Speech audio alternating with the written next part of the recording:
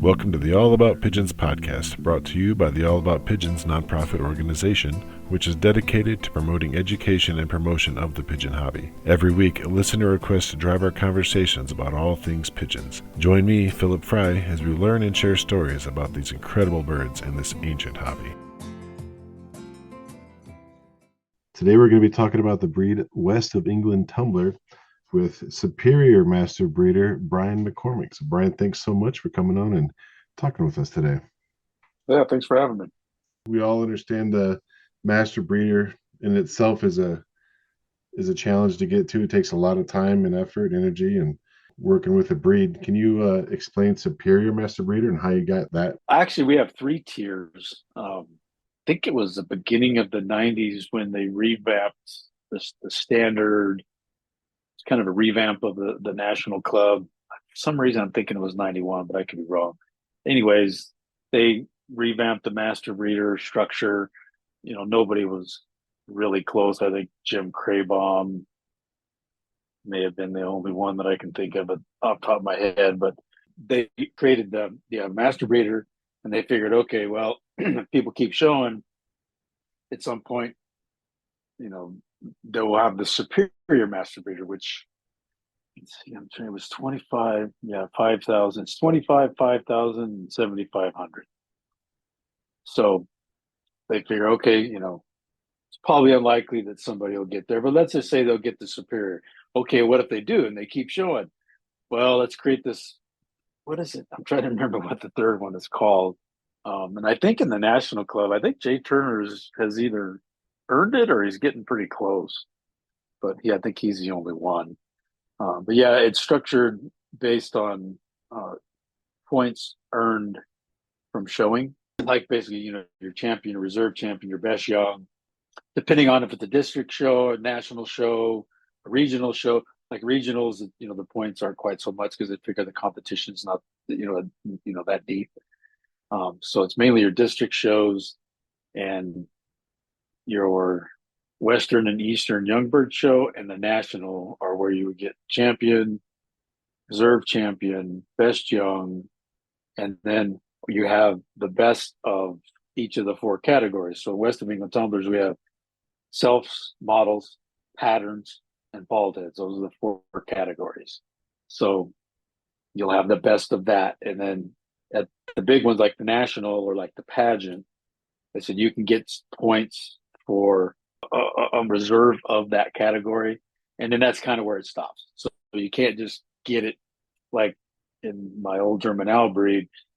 You know, they, give these nickel and dime points like all the way through. And it's kind of, kind of bizarre. But like I said, ours is a lot more strict. So earning it, I mean, it's not something that I think it took me, I think 6 or 7 years to get my master breeder, and then which I was showing in all four of the categories. So I was showing a lot of selves because those were the most competitive, black selves and things like that. I won, pageant. And actually, I think all my nationals have been with bald heads now I think about it. 2000, I think it was 2007 for some reason. I went and I got rid of everything except bald heads because bald heads are my love. If you look at my rollers, most of them are bald heads too. So I just have an affinity for the bald head marking. So I just stuck with bald heads. And in our breed, it's the hardest to show. Well, one, to breed, and two, to show. In fact, I can give you an example. If you're breeding black selves, it's purely type and color. That's it. It's all type and color because there's no markings. So if you're doing breeding bald heads, you have to have the type and the color and the markings. And it's a composite of markings. So the bald head has to be perfect. The flight count has to be within, because we have a 10 to 12, we call them the flights. I'm sorry, 8 to 12. And do the hawks have color? Things like that. So the bald heads are scrutinized way more critically than, let's say, a self is or an Andalusian, something like that. So it's a lot harder, and that's why there's a lot of people in the breed. They like bald heads, but they don't want to breed them. In fact, I can give you another example. Breeding wise, the 80-20 rule always applies in everything. and it absolutely applies in breeding bald heads. I think I raised right at 50 this year, and I only raised black Andalusian red and yellow. Actually, and I think I raised 20, I think it was 22 for the black Andalusian, and there's not but about 8 of them left here, just based on markings, bull eyes. Those are the big ones. When the flight counts are off on the flight, it's just no reason to even keep them around because you can't show them. And if they're way over, you really don't want to breed for them.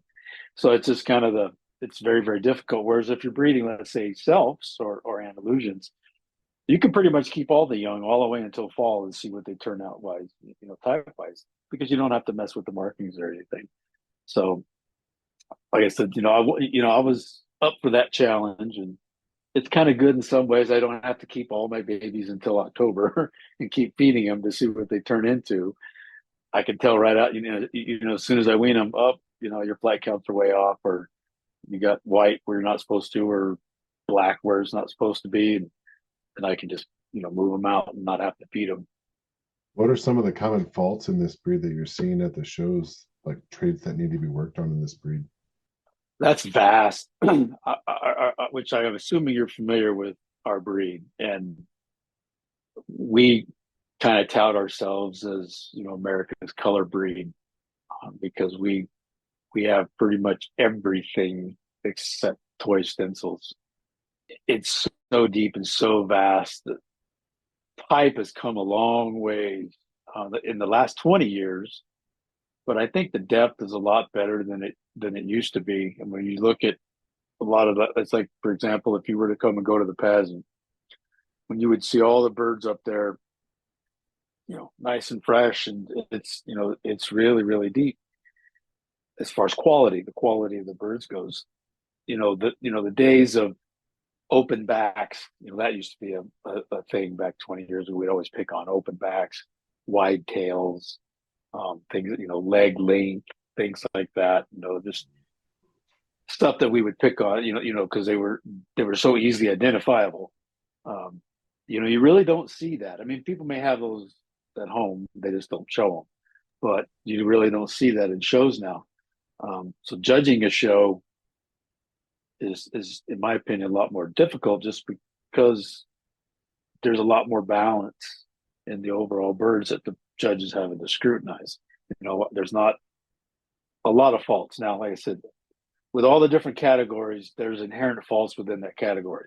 For example, models. We want an intersperse of white to be throughout the bird, but we prefer that the flights are colored and the tail is colored. Now, each judge is going to view that differently. Some of them don't care. In fact, I think the pageant was one, David Garcia won the pageant with a splash. And what we call a splash is a black model that has more white than it has black. Like I said, it's whitening out. But the bird's just a fantastic pigeon, right? It was just an absolutely awesome bird. So, each, bald heads, as I described, have their things that they're criticized for. Let's say models. You get into patterns, well, that's everything from Andalusians to red bars to gray laces to, it's everything. Tortoiseshells, they're all lumped into the pattern class. Well, a tortoiseshell is criticized differently than an Andalusian, because an Andalusian doesn't have white, and with a tortoiseshell, you want the interspersing of white. Like with the tortoiseshell, for example, you're as a judge, you're looking for a bird that represents that great tortoiseshell color. But when you're looking at, say, a black self that's right next to it, you're not looking at it for the same thing, because it's monocolor. But you're having to judge against, so it's, like I said, it can get pretty complicated. Thankfully, what it comes down to, because we don't do the points thing like the Germans do, and like some of the different breed clubs here do. I think the trumpeters do on the English trumpeters do a points thing, but yes, we have points. For example, hawks are 2 points, eyes are 2 points, beak is this, and so on and so forth. Colors 10 points. We don't tally points to come up with a champion. It's an overall observation based on our expertise as a judge, looking at the birds. Does the bird have the package? Does it have any glaring faults? That would keep it from besting I said another bird I'm looking at. So you're looking for the bird that displays the least amount of faults, that has the type, because we're a type breed. It's all about type. And this is the other key important thing is our breed is a stationing breed. You can have a bird that checks all the boxes, but if it won't show, it won't win. That's part of the package of the West of England Tumbler is it has to exhibit itself. Like I said, what I call when I'm judging, I like to see a bird present itself. It present itself to me. Tell me that it wants me to pick it, because that's a component of our breed. I could take a deeper dive, but to me, that's a component of character of the bird. There's definitely a standard for the breed, but the way you guys are judging, like you're saying, so type obviously weighs a lot. Station, the bird presenting itself. Yeah, can you go into depth on that a little bit for the judging side of it? Well, type is paramount. I mean, you're always good, as a judge, you're always looking for the bird that closely resembles the standard. I'm sure you've seen the outline of our standard. Right. Yeah. And the bird that closely, puzzle piece fits right into that. You're never going to have exactly that, but you're looking for the bird that best represents the physical standard for type. And then you start, dissecting the color and condition and markings. If it's, mark bird, how the bird feels in the hand, the body, obviously don't want to pick a really light bird. Being a muffs breed, it's important that the muffs aren't broken, because that's part of condition. Obviously you're looking for, the typical bug holes and everything else, but a muff breed of an active breed. And what I mean by active is a lot of muff breeds are stationary breeds, like say an English trumper, for example. It sits there like a duck. It doesn't really move. Whereas West, being a still kind of a flying breed, they're an active bird, so they tend to break their muffs. So part of the conditioning, being an exhibitor, part of the condition. Actually, I was just out today, and I told myself it's not time yet, because it takes 4 weeks. Well, let me back that up. It takes 4 weeks for them to grow their muff feathers in, and we don't pull them all. Basically, they have so many, you pull every other one, because actually by now most of them are broken anyways. They're from breeding or whatever. They're all busted up, and they typically molt those last. If you let them do it on their own, it's like literally some of the last feathers that they molt. So that interferes with the show season. For us, the first show is the Great Western in Watsonville, and that's in October. And then obviously we're off the races after that. So if the birds aren't molting or are waning in their molt, it takes 4 weeks for them to molt those feathers in. If you do that right now, when the birds are really starting to dump feathers, it takes longer, because that energy that they would use to grow those muff feathers is being diverted and growing flights and tails and everything else. So it's part of the strategy. I go through all of my old birds when I break them up, those particularly the ones that I know they're show birds, just like I do with my rollers. I pull the last 2 flights. Just do it now, because as soon as you break them up, they're going to start dumping feathers and start molting. So I pull those last 2 flights. Same with the young birds. Last month, I go through, and all the ones that I've bred that are like, okay, I think you're still here, and you might be something I'll be interested in October. Pull the last 2 flights and get them going. So, like I said, that as an exhibitor, those are just some of the strategies that you do to bring birds that are in the best feather condition, and molting it is a condition. So, for example, our October show, half the birds are a good portion, but easily half the birds that are shown in our October show won't win even though they can be a super nice bird just because they're still molting. By the time we get, say, to the pageant or to like the Salt Lake premiere, most of the birds are pretty much done by then. Obviously late hatches, but that's a different story. Molting is a component of that condition that a judge has to look at. 1999, I won the pageant over 540 West that were shown with a black self-young hen that was still molting her 10th primary, but it was about maybe an inch from being done. It was that close. Mm-hmm. And the judge is like, it's the best bird. I'm not going to ding it for that little bit that in a week that would be out. I'm not going to, Right. it's the best bird. So, as a judge, again, there's things you just have to look at. I mean, you have to go in there not looking for the perfect bird. You have to go in there filtering through them to find a bird that best represents the standard of a West of England tumbler. So being a muffed breed, talk about your loft setup a little bit. Like, are you using that circular style perch so when their muffs are coming back in that they're not dragging them so much? Yeah, I've used all my perches are pedestal perches, Okay. and I'll always have been. When I first got my first house, and decided to get back into pigeons, late '90s, my good friend Dean Holcomb that I grew up with, he got me, like, okay, you got to do this, got to do this, and then you got to do the pedestal perches, and blah blah blah. So that from that, I that's all I make is pedestal perches. It's just a conditioning thing. There's several things that go into conditioning, like hardwood floors, solid floors. I prefer a deep litter. A deep litter, like I used to do the better cob, get where a couple inches of better cob on there. And what I ended up finding was that if I have too much bedding on the floor, the birds spend too much time down there.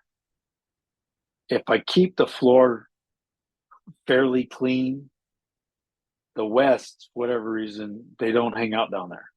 They stay on their perch.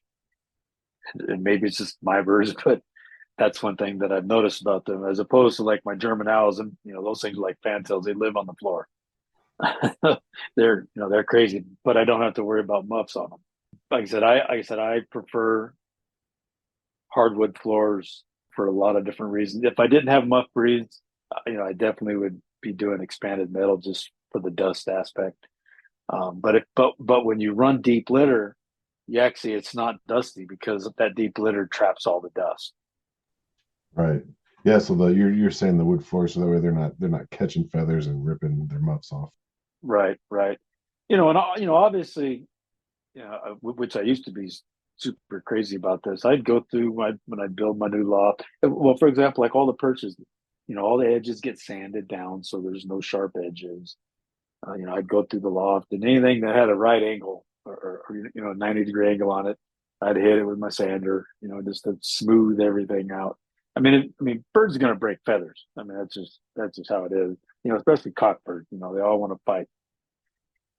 They're just going to bust stuff up. But for the most part, the best conditioning method is a pedestal style perch for show breeds. It just kind of keeps them out there and away from everybody else, and that, and it's like you don't want to overcrowd. That's most of my conditioning lofts can hold about 45 birds. There's about 45-ish perches in them because they're 6x8, and then I have fly pins, and it's like even my fly pins are wood floor. They're wood slats. I took 1x2s, and I made a wood floor, and then there's about a 3/8 inch gap between each one, so the droppings and water and whatever can fall through, and it helps to keep their muffs clean. But the main thing is you got 45 perches is that you don't have 45 pigeons in there. You want to have be running around that 50 to 70%. That's when the birds are going to get into the best condition and stay in the best condition, is when it's not overcrowded. And like I said, overcrowding isn't, well, it is having more birds in there than you have perches, but in this case, it's not having as many birds as you have birds, because you don't want birds always having to fight for a perch. If there's plenty of perches, it minimizes the interaction, minimizes them fighting and potentially, messing themselves up. But, ideally, that's where you want to be, is just have room for the birds to be, come into good condition. So you mentioned these are your conditioning loft. What other setups do you have then for your breeding loft? Do you use an open loft setup for breeding? My West all breed open mouth. Oh, okay. Unless unless I got a trouble pair. You get you get the pair that doesn't want to stay together. They want to go find different. They want to get divorced. Go swinging. So those I have to throw an individual. But no, my German owls and my West, like almost all of them breed in open lofts. I got one loft that's just black and Andalusian bald head. I have one loft that all be red and yellow bald heads. Let them do their thing. And more about the loft management style. Do you worm your pigeons, and how often are you doing that if you do?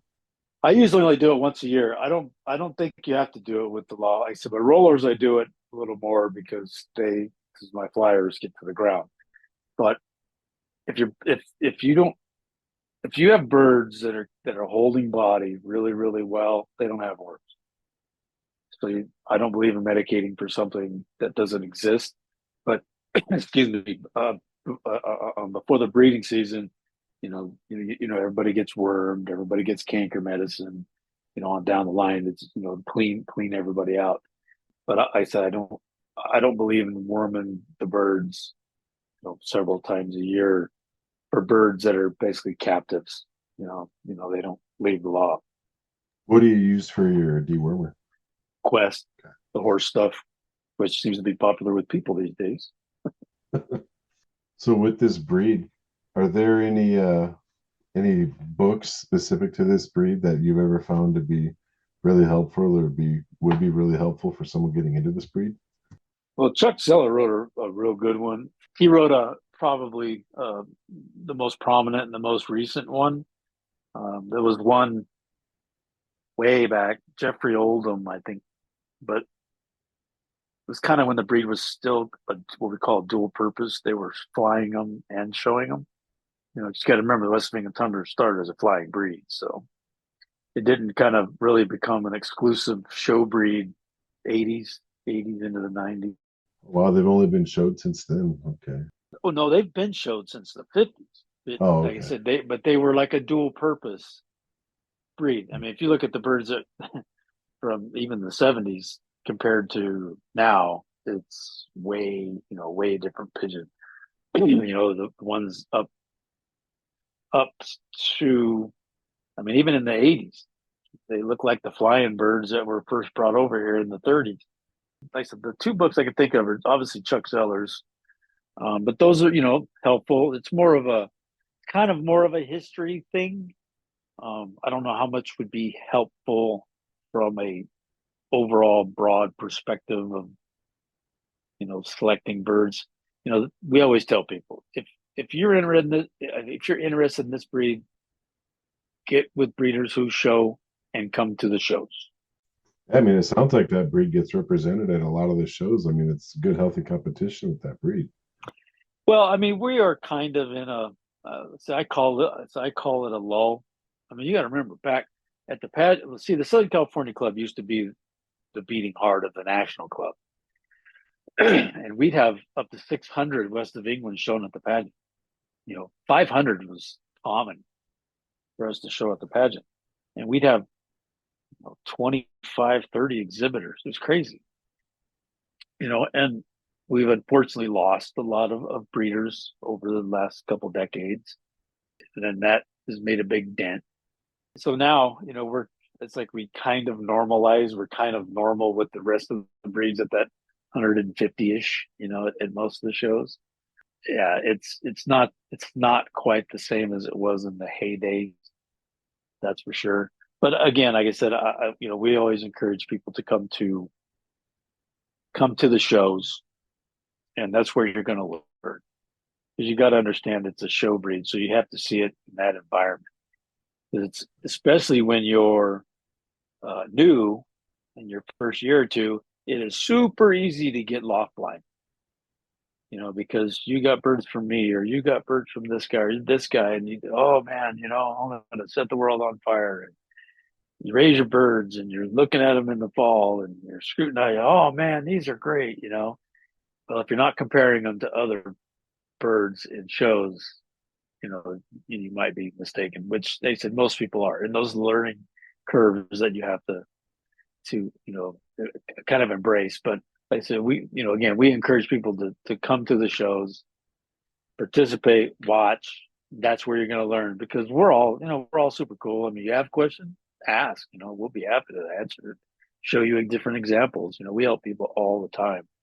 Like I said, that's not stuff that you'll get from a book. It's not stuff you'll get from. I mean, you can kind of get it from, say, Facebook or something on the national page.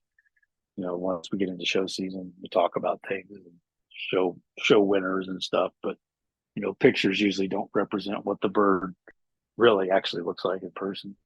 Man, that's such a good point right there about going to the show. If you're breeding, I mean, that's so true for any breed. If you're not going to the national show and you're seeing what other people are doing, you totally can get loft blind, and then you go to the show and really see what's there. Well, it's the same with like the rollers, right? Because I obviously do that, and it's really easy to get loft blind with your rollers and think you got the best roller around if you're not going around and seeing what other people are flying. So it's the same, like I said, same principle. What are some of the shows you're going to be going to this year? Great Western, Watsonville, and the pageant, and then we have our North Cal Pigeon Fancier show here in Sacramento, the first Saturday of December. It's a 1-day show. That's pretty much it. I'll have to wait and see if I'm going to the national or not. But that's pretty much it. Just a couple. The nice thing was when I was in SoCal, we'd have 7 shows a year, 7, 8 shows a year. So it was highly active. Now it's like you do everything just to participate in 2, 3 shows. Once I retire, I plan on doing, going to different shows. But yeah, it's just, you can only take so much time off, and doing it all now is just way more expensive than it used to be. Yeah, that's true. And then there's conflicts. Like, for example, we have the MBRC convention here this year. And that is also, that week is also when we're flying the MBRC National Championship Finals here. But the Salt Lake Premier is going on that same time. Right. So, yeah. There's always this overlap, and you got to pick and choose. Yeah, no, we're going to be, I'll be going down there to check out the NBRC convention down there in Sacramento. So looking forward to seeing some of that as well. So that'll be a good time. Then you'll be here at my house. Yeah, looking forward to seeing those birds up there. So yeah, if anybody else is interested, they do have a website, nwoetc.com. A lot of information on there for the National Club. Brian has his Facebook account, McCormick Lofts on Facebook. You can look him up. He's posting a lot of good stuff on there all the time. Yeah, I haven't been posting much show stuff, just because this for our loft breeds. I mean, everything's just. I was out there just this evening, trying to look for. Oh man, is anybody? No, they're just a mess. They're just. It's like there's more pigeon and feathers laying on the floor than there are on the pigeons. So it's so messy right now with the molt going on. Oh yeah, and what sucks is we got like 2 months of it. Yeah, it just looks like a big pillow fight broke out in all my lofts right now. Mm-hmm. And here's the bad part. Here is it looks like it snowed here, because I've got, say, 400 birds. Right, they're all either bald heads or saddles with the old German owls. Every pigeon here.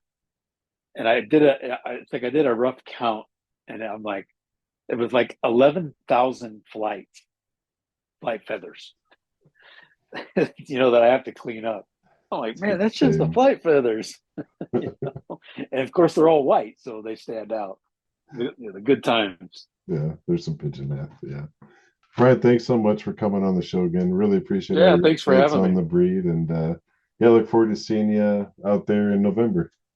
Yeah, if anybody's listening, that's I mean, there's people have always been interested in the West of England tumblers. I think a lot of people get a little discouraged because we're a highly competitive breed. We're a highly competitive breed. So you really gotta, you know, dig your heels in if you want to compete against a lot of the guys. But we're all genuine people, and we're always willing to help people out, get people started. So if anybody's been on the fence about it, just hit us up at the shows. And I don't know if they have an updated list on the website, but I know they will be publishing if they haven't published it already on the National West of England Tumbler Club on Facebook. Yeah, nothing beats just talking to somebody at the pigeon show. I mean, that's it right there. You can get all the info you need, And that's where you're both most likely going to be going home with some birds. right, that too. Awesome. Thank you, Brian. Yeah, no problem. Thanks for having me on.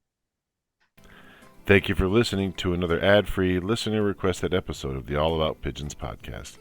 If you like the show and want to help us keep it going, as well as supporting our other pigeon promotional work, head over to our website at pigeonpod, that's pigeonpod.com, and make a donation.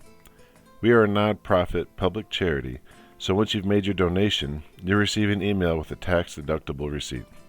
If you can't donate today, please help us out by leaving us a 5-star review wherever you listen. Any episode requests, upcoming pigeon shows, competition results, or you just want to send a shout out for a club or a friend to be read on air, just email it over to staff@pigeonpod.com. And make sure to check out the one-of-a-kind pigeon t-shirts, hats, and other swag at our website, pigeonpod.com. Thanks again for listening, and remember, together the hobby thrives. Support each other and enjoy your pigeons.